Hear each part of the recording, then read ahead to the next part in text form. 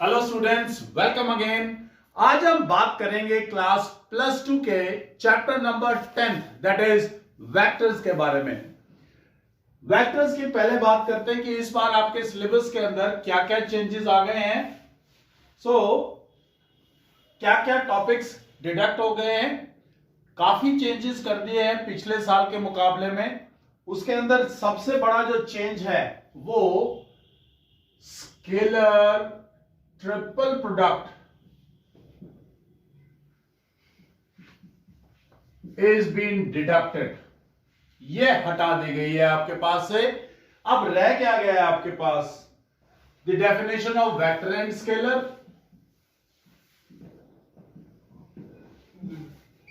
उसके बाद magnitude and direction of vector,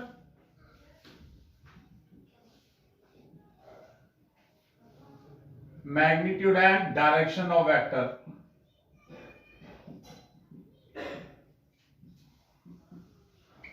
direction cosines, direction ratios of the vector, types of vector,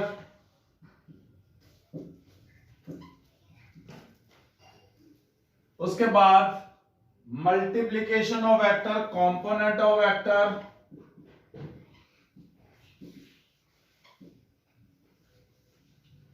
अब multiplication के पास दो चीजें, स्केलर प्रोडक्ट और क्रॉस प्रोडक्ट, यानी dot product and cross product, dot product and cross product and their applications, यानी इनका इस्तेमाल कहां कहां किया जाता है उससे रिलेटेड। वेक्टर एडिशन, वेक्टर की multiplication with a scalar, these are the topics जो इस बार हम आपके साथ डिस्कस करेंगे। So now let's start up कि क्या जो चीज हटा दी गई है deducted, this is been deducted.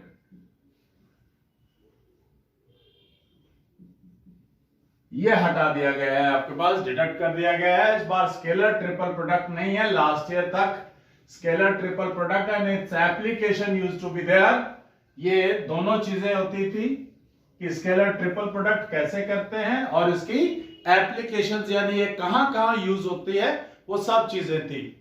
सो अब आपके पास ये नहीं रहा है। सो अब मैं बात करता हूं कि सबसे पहले वेक्टर और स्केलर क्या चीज है।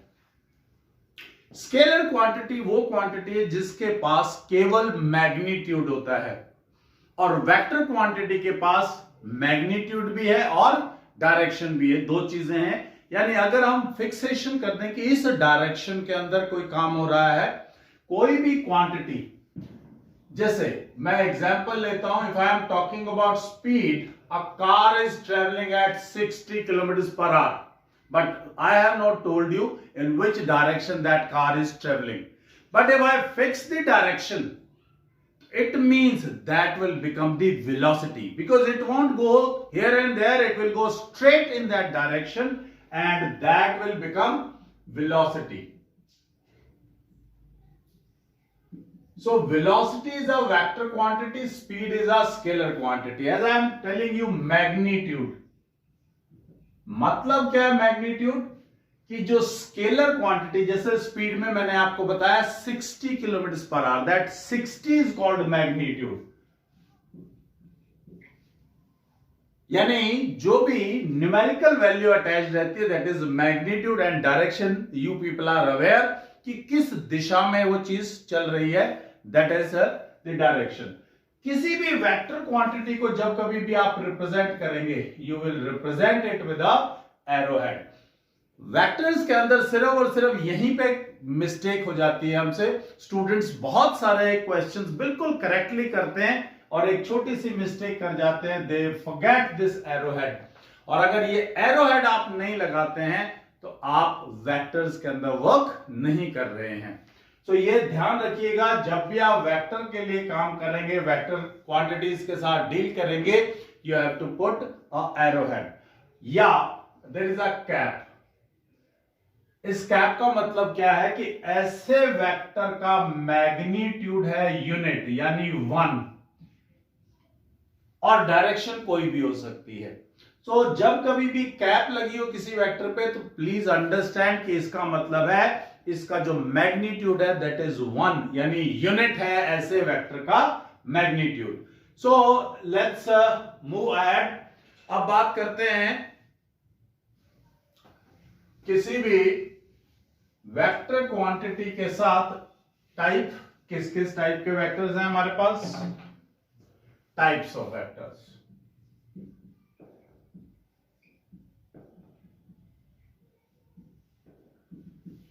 जैसे मैंने यूनिट वेक्टर के बारे में आपको बता दिया, जीरो वेक्टर यानी कोई भी कहीं पर कोई कुछ भी नहीं है, जीरो वेक्टर में भी डॉट, तो वो है zero vector. There can be parallel vectors,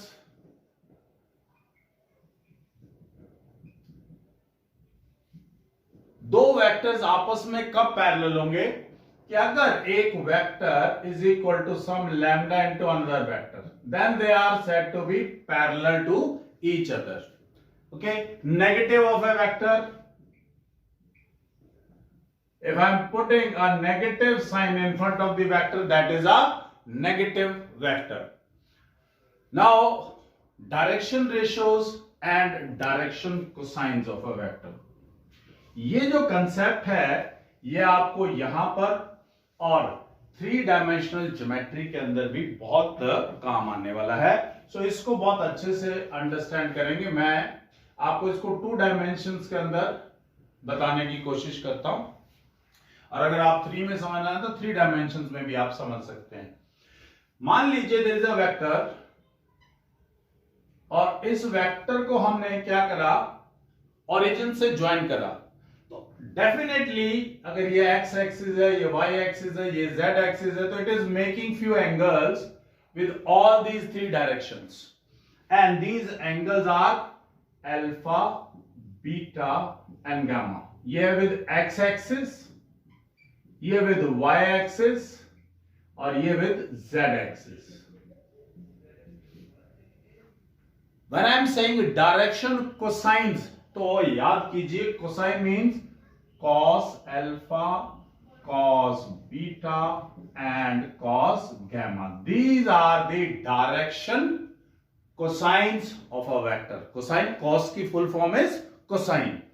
तो direction cosines x एक्सिस का, और इनके एक स्पेसिफिक नेम्स हैं L, M, N। ये अल्फा, बीटा, गामा अगर कहीं लिखा हुआ तो it is clear that alpha is the angle with the x axis, beta is the angle with the y axis and gamma is the angle with z axis. In maximum of the cases we take it like this way only, लेकिन कहीं पर अगर properly defined है कि ये angles हैं तो आप वो एंगल्स यानी वो नेमिंग ए बी सी दे सकते हैं, कुछ और भी दे सकते हैं आपके साथ, but generally it is always like this L M N, ये फिक्स है आपके पास। इनको बोलते हैं हम डायरेक्शन कोसाइंस। अब एक और खास बात, what is the relation between them, L square plus M square plus N square, it is always 1। We'll discuss it later on कि ये 1 क्यों है, कैसे आया है, we'll discuss it little later। और इसके बाद है direction ratios, these are direction cosines, DCs भी बोल देते हैं, यानी ज्यादातर इस तरीके से लिखा मिलेगा आपको डायरेक्शन कोसाइंस। अब डायरेक्शन रेशियो, आपको रेशियो के बारे में खास बात मालूम है सभी को कि जब भी कभी हम रेशियो फाइंड आउट करते हैं तो जैसे सपोज आपको लिखा 4:6, कहीं नहीं मिलेगा आपको 4:6, हमेशा क्या मिलेगा 2:3। यानी हम अगर कोई भी उन 2 टर्म्स के अंदर या 3 टर्म्स में या 4 टर्म्स में कोई भी कॉमन टर्म है तो वो कॉमन से हम कैंसिल कर देते हैं, और अब कोई भी उनका हाईएस्ट कॉमन फैक्टर 1 के अलावा नहीं होना चाहिए। तो सेम वे यहां पर जो ये L, M और N है, अगर मैं L को A से डिवाइड करूं, M को B से और N को C से, और ये इक्वल आ जाएं, then A, B, C are direction ratios. या दूसरे शब्दों में आप बात करें, नॉर्मली हम क्या करते हैं कि जैसे ही डायरेक्शन कोसाइंस आते हैं, अगर उनमें 1 के अलावा उनका कोई भी HCF है तो उस वैल्यू से सभी को डिवाइड कर देते हैं, तो जो बचा दैट इज डायरेक्शन रेशियो. सबसे आसानी से समझ में आने वाली बात है ये. अदरवाइज तकरीबन बुक्स में या कहीं पर भी आपको जब डेफिनेशंस देखते हैं तो आपको डेफिनेशंस इस तरीके से इसकी मिलती है. Direction ratios, this is direction cosine, this is the direction ratios. इसके बाद बात आती है कि अगर किन्हीं दो वेक्टर्स को यू वांट टू ऐड, तो क्या दो हमारे पास मेथड्स हैं उनको ऐड करने के. One is triangle law of addition and the second is parallelogram law of addition. मान लीजिए आपके पास ये दो वेक्टर्स हैं, one is vector A, another is vector B. इसकी डायरेक्शन है ये और इसकी डायरेक्शन है ये, और तो जो इस ट्राइंगल को कंप्लीट करने वाली तीसरी साइड है और इसके ऑपोजिट डायरेक्शन में, that is their sum. If I say A B and C, so it means A B vector plus B C vector is equal to A C vector. This is called triangle law of addition.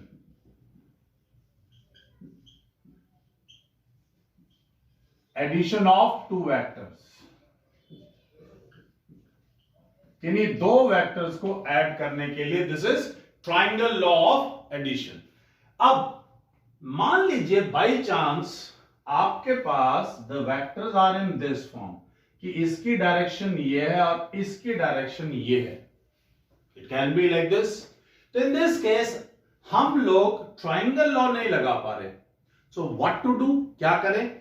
तो हमने इस vector के parallel यहां पे एक vector बना लिया. Suppose this is your vector A, this is your vector B. So definitely जो पैरेलल है उसके, और अगर इक्वल और पैरेलल बनाएंगे तो वो भी वेक्टर बी होगा. यहां से इसके पैरेलल बना दें तो ये वेक्टर ए हो गया आपके पास. Now if I join this, आप देखिए दिस तो automatically this will be, if I say A B C D, A B plus B C is equal to C A. In this case this is called parallelogram law of addition. Because यहां पर एक complete parallelogram बन गया है. तो किसी भी parallelogram के अंदर ध्यान से देखिए, अगर मैं इस वेक्टर यानी इस ट्राइंगल में भी बात करूं तो दिस और इसकी डायरेक्शन फिर क्या हो जाएगी इधर, और अगर यहां पे बात करें तो ये और इसकी डायरेक्शन हो जाएगी इस तरफ. तो this is called parallelogram law of addition. इसके बाद अगर मैं किसी भी वेक्टर क्वांटिटी को किसी स्केलर क्वांटिटी से मल्टीप्लाई करता हूं, बिल्कुल कर सकते हैं आप, no problem. As it is values रहती हैं, कोई फर्क नहीं पड़ता है उसके ऊपर. नेगेटिव क्वांटिटी से करेंगे तो नेगेटिव क्वांटिटी बन जाएगी, और यानी मान लीजिए this is a vector A, मैं इसको -2 से मल्टीप्लाई करना चाहता हूं, yes I can do it. मैं इसको 3 से मल्टीप्लाई करना चाहता हूं, yes I can do it. So इसके बाद बात आती है कि किसी भी वेक्टर को कितने तरीके से हम रिप्रेजेंट कर सकते हैं, लिख सकते हैं.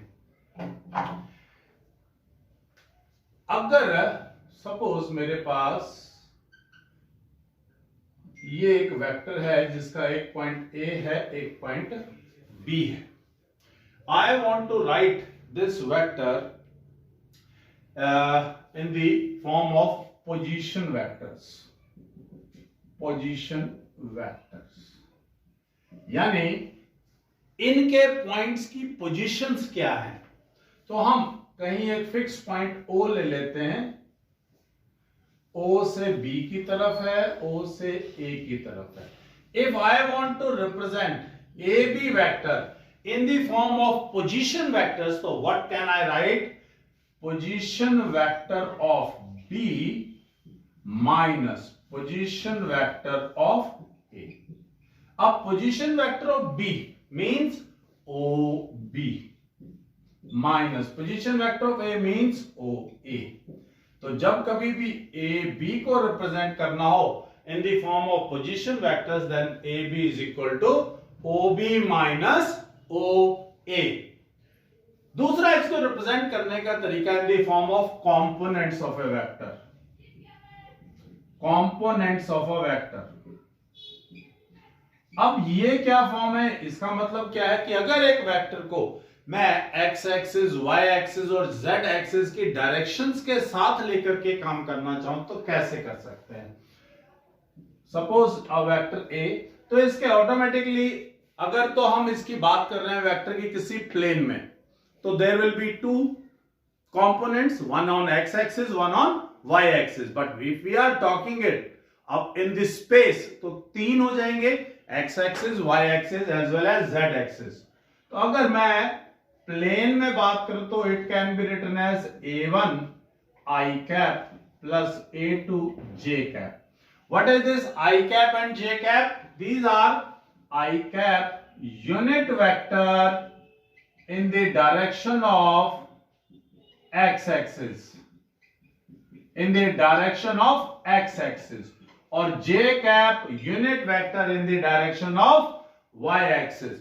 और अगर तीसरा भी हो जाए तो plus a3 k cap. This is a unit vector in the direction of z axis. This is form of components of a vector, यानी कि इस वेक्टर के कंपोनेंट्स x एक्सिस के साथ, y एक्सिस के साथ और z एक्सिस के साथ किस तरीके से चल रहे हैं. मतलब क्या है, मैं थोड़ा सा ग्राफिकली आपको समझाने की कोशिश करता हूं. मान लीजिए इस वेक्टर की बात कर रहे हैं, तो पक्की बात है इसने x एक्सिस पे ये परपेंडिकुलर ड्रॉ किया और y एक्सिस पे ये. मान लीजिए द पॉइंट इज 3,4, तो इसका मतलब x की वैल्यू है 3i cap plus 4j cap. This is called the components of a vector. यानी ये 3 in the direction of x axis and 4 in the direction of y axis. इसको बोलते हैं in the form of components of a vector. So कुछ questions करके देखते हैं position vector से related, component से related या addition से related, तो आपको ये और ज्यादा clarity से समझ में आएगा. So let's take few examples. Question number 1 says of exercise 10.1, represent graphically a displacement of 40 kilometers 30 degree east of north. अब आपको directions मालूम है, this is my north, east, west and south. So we will make a 30 degree angle here and we will represent 40 kilometers 30 degree east of north. North से east में 30 degree. तो this is the representation of displacement of 40 kilometre 30 degree east of north. Now it has given a direction as well as magnitude. So now I hope you are able to understand what is a vector quantity. So एक दो examples और लेते हैं. जैसे question number 2 says classify the following measures as scalar or vector. The first part they have given 10 kg. Now you can see 10 kg, but they have not mentioned any direction. So it is a scalar quantity. Part 2, what they have asked? 2 meters northwest. 2 meters northwest. Now this is magnitude and this is direction, so it is a vector quantity. Part 3 they have asked 40 degree. Now this is the magnitude only, so it will be a scalar quantity. In part 4 they are asking 40 watt, but they have not mentioned direction, तो क्या हुई है? Scalar quantity. Part 5 10 raised to the power minus 19 coulomb. So what will be this?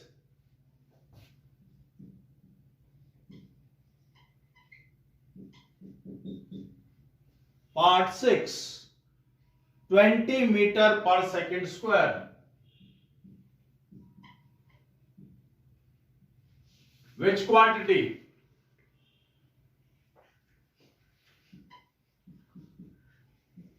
Vector quantity. Okay, बाकी हम next video में करेंगे.